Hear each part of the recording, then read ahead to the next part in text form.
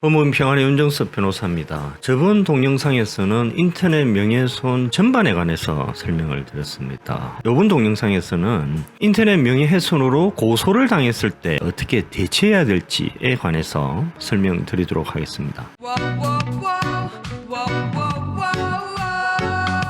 우선 인터넷 명예훼손의 형량에 대해서 한번 살펴보도록 하겠습니다. 인터넷 명예훼손의 형량은 정보통신망 이용 촉진 등에 관한 법률 제70조에 규정이 되어 있습니다. 70조 1항은 인터넷을 통해서 사실을 적시해서 명예훼손했을 경우에 형량이 규정되어 있습니다. 3년 이하의 징역 또는 3천만 원 이하의 벌금입니다. 70조 2항은 인터넷을 이용해서 허위의 사실을 적시함으로써 명예훼손을 했을 경우의 형량이 규정되어 있는데 7년 이하의 징역, 10년 이하 자격정지 또는 5천만 원 이하 벌금 이렇게 규정이 되어 있습니다. 방금 제가 말씀드린 것은 법정형이거든요. 그러니까 다 이하, 얼마 이렇게 되어 있어서 구체적인 사안에 있어서 얼마의 형이 선고되는지는 알기가 좀 힘이 듭니다. 이를 알기 위해서는 양형위원회에서 발표한 양형기준표를 보면 대강을 알 수가 있습니다. 양형기준표에는 허위사실 적시 명예훼손에 대해서만 규정이 되어 있습니다. 이유형을 보면 정보통신망 이용 명예훼손 이렇게 되어 있지 않습니까? 이걸 보면 기본이 징역 6월에서 징역 1년 4월 사이입니다. 높죠? 감경 구간은 징역 8월까지입니다. 가중 구간은 징역 8월에서 징역 2년 6월 사이입니다. 아주 높죠? 자, 그러면 기본 구간인지 감경 구간인지 가중 구간인지는 어떻게 정해지느냐? 자, 밑에 보면 특별 양형인자라고 되어 있지 않습니까? 특별 양형인자는 행위 그리고 행위자가 있는데 행위가 더 우선을 합니다. 그 중에 감경 요소가 많으면 감경 구간으로 가는 거고 가중 요소가 많으면 가중 구간으로 갑니다. 둘 다 똑같다. 그러면 기본에서 정해지는 거죠. 즉 징역 6월에서 징역 1년 4월 사이에서 정해지는 겁니다. 자, 감경 요소를 볼까요? 범행 가당에 특히 참작할 사유가 있는 경우, 참작할 만한 범행 동기, 허위 사실 적시의 정도가 경미한 경우, 미필적 고의, 전파 가능성이 낮은 경우, 사자에 대한 명예훼손의 경우 등이 감경 요소입니다. 여기서 참작할 만한 범행 동기가 뭘까요? 이런 경우는 예를 들어서 고소인이 사실은 나쁜 사람이에요.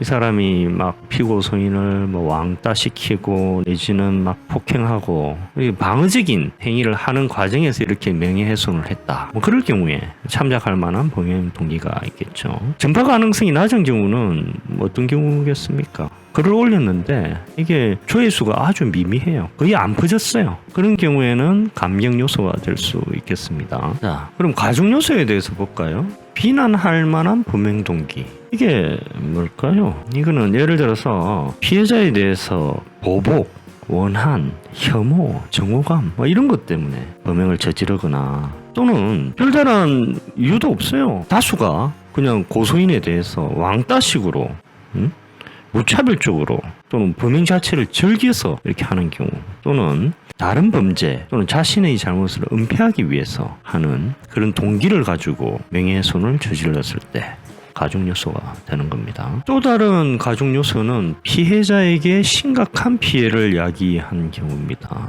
이런 경우는 예를 들어서 피해자에게 극도의 성적 수치심을 안기거나 아주 극도의 정신적 고통을 가했을 때 또는 실제로 이 허위사실 명예훼손에 의해서 고소인이 실직, 가정 파탄을 하거나 자살 시도를 하거나 실제로 자살에 이르렀을 경우 또는 사회적 평판이 아주 심각하게 훼손되었을 경우 이런 경우가 피해자에게 심각한 피해를 야기한 경우로서 가중 요소가 될 것입니다. 그리고 또 다른 가중 요소는 범행 수법이 매우 불량한 경우입니다. 어떤 경우일까요? 예를 들면 사진을 합성해서 올린다든지 아니면 조작된 SNS 대화 내용을 올린다든지 아니면 여러 사람이 한 사람을 왕따 과정에서 조직적으로 역할 분담해서 글을 올린다든지 이런 경우가 범행 수법이 매우 불량한 경우로서 가중 요소에 해당됩니다. 자, 이걸 보면 벌금형이 없죠, 그죠? 기본이 징역 6월에서 1년 4월이고 감경해도 징역 8월이고 가중하면 8월에서 징역 2년 6월 사이입니다. 처벌이 아주 중하다라는 것을 알 수가 있습니다. 자, 그러면 양형위원회가 이렇게 인터넷 허위사실 적시 명예훼손에 관해서 이렇게 아주 중한형을 규정하고 있는 이유가 뭐겠습니까? 여러분 아시다시피 최근에 인터넷 허위사실 적시 명예훼손으로 많은 사람들이 자살을 했지 않습니까? 근데 그 동기를 자세히 보니까 별다른 동기가 없어요. 그냥 개인이 미성숙한 그런 정신 상태에서 그냥 자기 인생에 스트레스 받친다고 해서 타겟을 연예인 내지는 특정인을 삼아가지고 그냥 무차별적으로 허위 사실을 퍼뜨리는 겁니다. 또는 유튜버들이 자기의 수익 창출을 위해서 허위 사실인지를 알면서도 무차별적으로 한 개인에 대해서 사생활을 폭로하거나 아니면 한 개인에 대해서 공격하는, 그러니까 한마디로 자기의 수익을 높이기 위해서 허위 사실, 진실, 불문하고 한 개인을 공격하는, 그러니까 일종의 그 집단적인 광기 때문에 여러 사람들이 자살에까지 이르고 그 가족들은 아주 치명적인 정신적인 고통을 안고 나머지 인생을 살아가야 되는 그런 아주 심각한 결과를 낳았다는 것이죠. 그래서 양형위원회가 이런 거는 좌시할 수 없다. 그래서 아까 말씀드린 대로 벌금이 없지 않습니까? 징역형으로 거의 이렇게 양형을 정해놓고 있는 것입니다. 근데 현재의 상황을 보면 초범인 경우 벌금형을 받는 경우가 많습니다. 그런데 앞으로 이 양형 기준에 따라서 형이 정해질 가능성이 아주 높습니다. 그래서 인터넷 명예훼손, 특히 인터넷을 통한 허위사실 적시 명예훼손으로 고소를 당했을 경우에는 대처를 잘 해야 된다라는 결론에 이릅니다. 그리고 전에 말씀드린 바와 같이 인터넷 명예훼손의 경우에는 반의사 불벌죄이기 때문에 1심 판결 선고 전에 피해자와 합의를 하면 처벌을 받지 않습니다. 자, 인터넷 명예훼손으로 고소를 당했을 때 방어를 하기 위해서는 먼저 인터넷 명예훼손의 구성 요건에 관해서 알아야 되겠죠. 저번에 말씀드린 바와 같이 인터넷 명예훼손이 성립하기 위해서는 5가지 요건을 충족을 해야 됩니다. 첫 번째는 비방할 목적이 있어야 되고, 두 번째는 공연성이 있어야 되고, 세 번째는 사실 또는 허위 사실을 적시를 해야 되고, 네 번째는 피해자가 특정이 돼야 됩니다. 다섯 번째는 명예훼손의 고의가 있어야 됩니다. 자, 인터넷 명예훼손으로 고소를 당했을 때 가장 좋은 결과는 혐의없음 결정을 받아내는 것이겠죠. 그럼 혐의없음 결정을 받아내기 위해서는 무엇이 있어야 되느냐? 2가지 전제 요건이 기본적으로 필요합니다. 이 전제 요건을 충족하면 혐의없음 결정을 받아낼 수가 있습니다. 첫 번째는 올린 글이 진실이어야 됩니다. 두 번째는 비방할 목적이 없어야 됩니다. 이 2가지 요건을 충족을 하면 혐의없음 결정을 받아낼 수가 있습니다. 첫 번째, 올린 글이 진실이어야 된다라는 거는 예를 들면 A 식당국에서 벌레가 나왔다. 이런 글을 올렸을 때 실제로 A 식당국에서 벌레가 나왔어야 돼요. 이 허위 사실이면 명예훼손으로 처벌을 받게 됩니다. 그리고 A 교수가 학생을 강제 추행하였다. 이런 글을 올렸을 경우에는 A 교수가 실제로 학생을 강제 추행해야 됩니다. A 연예인이 코드에게 갑질을 하였다. 실제로 A 연예인이 코드에 갑질을 해야 됩니다. 그래서 올린 글이 진실해야 된다라는 것이 혐의없음 처분을 받기 위한 첫 번째 요건입니다. 그리고 혐의없음 처분을 받기 위한 두 번째 요건은 비방할 목적이 없어야 됩니다. 즉, 글을 올린 주요 동기가 공공의 이익 때문이었기 때문에 고소인을 비방할 목적이 없었다.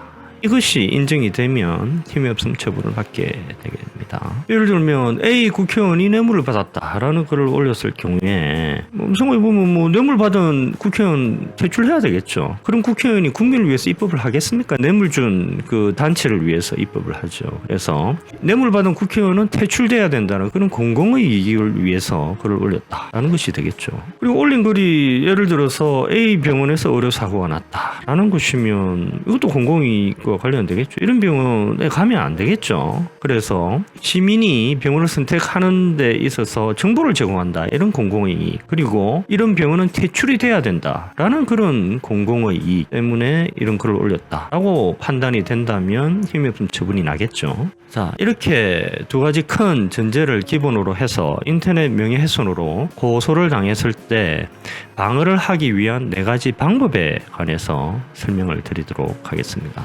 첫 번째 방법은 올린 글이 진실이다라는 증거를 제출을 해야 됩니다. 올린 글이 진실이라는 증거, 예를 들어 신문 기사라든지 아니면 사실 확인서, 카카오톡 대화 내용, CCTV 이런 증거를 제출을 해야 됩니다. 실제로 올린 글이 진실이라는 그 입증은 피고소인이 대부분 해야 되는 것이 실무례입니다. 그런데 그 올린 글의 내용이 나중에 후의로 판명이 되었을 경우에는 어떻게 해야 되느냐? 이런 경우에는 처벌을 받을 가능성이 높아지겠죠. 그런데 그 글을 올릴 당시 글의 내용이 진실이라고 믿었을 경우에는 그 글의 내용이 진실임을 전제로 그 글을 올린 주요 동기가 공공의 이익 때문이었는지라는 다음 단계의 판단으로 나아가게 됩니다. 이를 뒤집어서 이야기를 하면 피고소인 측이 그 글을 올릴 당시 글의 내용이 진실이었다라고 생각했다라는 그 근거를 제시를 해야 된다라는 것입니다. 예를 들어서 그 올린 글의 내용 자체가 이미 유수 언론에서 여러 번 보도가 된 것이고 나는 그 유명한 언론에서 보도를 했을 당시에 당연히 팩트 체크를 했고 그것이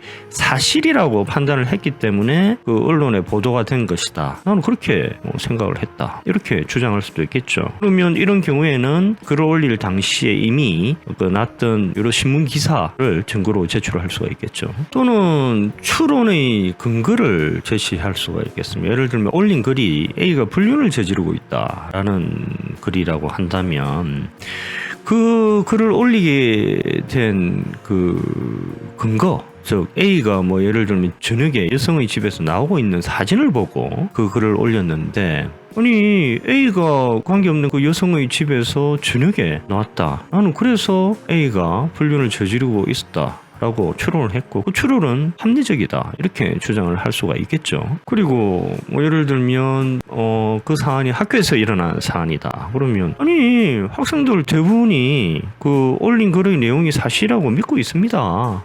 나도 그렇게 믿었고요. 이렇게 주장을 할 경우에는 뭐 학생들의 여러 사실 확인서를 그 근거로 제출할 수가 있겠습니다. 그리고 예를 들어서 10개의 사실을 말했는데 그 중에 8개가 사실로 판명이 되었고 2개가 허위로 판명이 되었을 경우에는 2개의 허위는 8개의 진실로부터 합리적으로 추론이 된 거다. 또는 나는 그 8개의 사실에 관한 소스가 진실로 믿었는데 2개의 소스도 동일한 소스였다. 그래서 2개 그것도 당연히 진실로 믿었다. 이렇게 주장할 수가 있겠습니다. 그리고 과장에 불과하지 사실이다. 이렇게 주장할 수도 있겠습니다. 예를 들면 올린 글이 A는 동아리의 모든 여학생과 잠자리를 가졌다라는 것이라면 사실은 A는 동아리의 많은 여학생과 잠자리를 가졌다라는 것이 사실이라고 한다면 A는 동아리의 모든 여학생과 잠자리를 가졌다라는 것은 과장에 불과하지 허위는 아니다. 이렇게 주장을 할 수도 있겠습니다. 그리고 인터넷 명예훼손으로 고소를 당했을 때 두 번째 방어 방법은 공공의 이익을 위한 그림으로 비방의 목적이 없다. 이렇게 주장을 할 수가 있겠습니다. 전에 말씀드린 대로 표현의 자유는 민주주의 근간입니다. 그리고 알권리, 즉 공적인 인물과 관련된 정당한 공적 관심사에 관한 알권리는 모든 국민이 가지고 있죠. 그래서 정치인의 뇌물 또는 공무원의 직권남용 또는 연예인의 범죄 이런 거에 관한 글은 국민의 알권리에 포함이 되는 것이고 그래서 내가 이 글을 올린 주요 동기는 국민의 알권리를 위한 공공의 이익을 위한 것이다. 이렇게 주장할 수 있겠습니다. 예를 들면 동문 A에게 버림받은 B가 동문 카페 A는 여자 사장꾼이다. 조심해라. 이런 글을 올렸을 경우에는 B는 그렇게 주장할 수 있겠죠. 이거는 사적 복수감 때문에 이런 글을 올린 게 아닙니다. 아니 A는 여자 사장꾼이 맞거든요. 그래서 다른 여자 동문들을 보호하기 위해서 이런 글을 올린 거고 이것은 공공의 이익을 위한 것입니다. 그 동기가 뚜렷하게 공공의 이익을 위한 것이기 때문에 A를 비난할 목적으로 이거를 올린 것이 아니다. 이렇게 주장할 수 있겠죠. 그리고 예를 들어서 A 음식점에 짜장면을 시켰는데 짬뽕이 왔다, 이런 거를 올렸을 경우에는 시민들의 음식점 선택에 관한 정보를 제공한다는 그런 공공의익이 있다, 이렇게 주장할 수 있을 것이고, A 성형외과는 가슴이 전문이라서 코와 턱을 망쳐놨다, 이런 걸 올렸을 경우에는 시민들의 성형외과 선택에 관한 정보를 제공한다는 그런 공공의 이익이 주요 동기다, 이렇게 주장할 수 있겠죠. 그리고 A 국회의원이 비서를 강제추행했다라는 글을 올렸을 경우에는 강제추행이란 중죄를 저지른 국회의원이 입법을 한다는 것은 헌법기관 스스로의 모순이다라는 여론을 형성해서 그 당의 국회의원을 추방해야 된다라는 그런 공공의 이익에 관한 것이 주요 동기다, 이렇게 주장할 수 있을 것입니다. 그리고 A 연예인이 코디와 매니저에게 갑질을 했다, 이런 거를 올렸을 경우에는 시민, 특히 청소년에게 악영향을 주는 연예인을 연예계에서 퇴출시키고 다른 연예인들로 하여금 나쁜 행동을 하지 않도록 유도하는 그런 공공의 이익이 주요 동기였다, 이렇게 주장할 수 있겠죠. 그리고 인터넷 명예훼손으로 고소를 당했을 때 세 번째 방어 방법은 사실의 적시가 아니고 의견이다, 이렇게 주장하는 방법입니다. 예를 들면 A는 총학생 회장으로서 능력이 없는 결적자다, 또는 A가 대표가 된 이후 우리 조직이 파멸의 길로 들어서고 있다. 이것은 사실의 적시라기보다는 글을 올린 사람의 개인의 의견일 수 있는 것이죠. 그래서 사실의 적시를 전제로 하는 명예훼손에 포섭되지 않는다, 이렇게 주장할 수 있는 것입니다. 여러분, A 국회의원은 주사파다, A 국회의원은 종북이다, 이것은 사실의 적시일까요? 아니면 의견의 표현일까요? 대부분 이에 대해서 주사파, 종국이라는 표현은 사실의 적시가 아니고 의견이다, 이렇게 판시를 내리고 있습니다. 대부분 왜 이렇게 판시를 하고 있을까요? 사실적시 명예훼손을 너무 광범위하게 인정되면 표현의 자유가 과도하게 위축이 됩니다. 그런 취지에서 대부분은 의견의 범위를 넓힘으로써 표현의 자유를 풍부하게 보호하려고 하고 있는 것입니다. 의견 표현의 자유는 민주주의 근간이 고 공공의 이익과 직결되기 때문이죠. 그래서 명예훼손으로 고소를 당했을 때 세 번째 방어 방법은 사실의 적시가 아니고 의견의 표현이다 라고 주장하는 방법입니다. 인터넷 명예훼손으로 고소를 당했을 때 네 번째 방어 방법은 피해자가 특정되지 않았다라고 주장하는 것입니다. 즉, 피해자 주변 인물들도 그 글에 나오는 피해자가 그 피해자인지 모릅니다, 이렇게 주장할 수 있다는 겁니다. 예를 들어서 2021년 상반기에 액션 영화에 출연한 한 남자 연예인, 이렇게 특정이 됐다고 그러면 그게 누군지 어떻게 알겠습니까? 이렇게 주장을 할 수 있다는 것이죠. 피해자가 특정이 안 되면 피해의 주체가 특정이 안 되기 때문에 명예훼손죄가 혐의 없음 처분이